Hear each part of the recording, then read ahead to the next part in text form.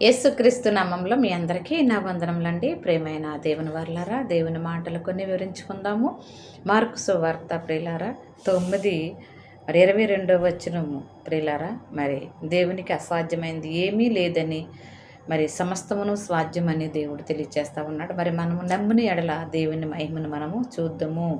మరి అపనమ్మకం లేకుండా మనం ఉండాలని మరి పూర్ణ విశ్వాసంతో మనం అడిగినప్పుడు దేవుడు మనకి అద్భుతాలు చేసే దేవుడు. చదువుకుందాం ప్రియులారా. 22 నుంచి 24 వరకు మనం వివరించుకుందాం.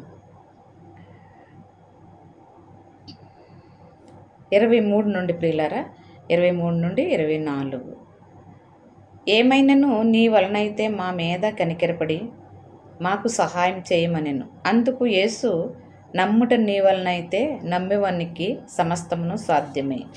ప్రియులారా, మరి మనము నమ్మగలిగిన విశ్వాసం అనుకుంటే మరి సమస్తమును స్వాధ్యమే, మీ స్వాధ్యంలోనే ఉంది అని దేవుడు మనకి తెలియచేస్తూ ఉన్నాడు. అలాగే మనం 24 కూడా చూద్దాం. అతనితో చెప్పెను, వెంటనే ఆ చిన్నవాణ్ణి, తండ్రి నమ్ముచున్నాను, నాకు అపనమ్మకం ఉండకుండా సహాయం చేయమని బిగ్గరగా చెప్పును. ప్రియులారా, మరి మనం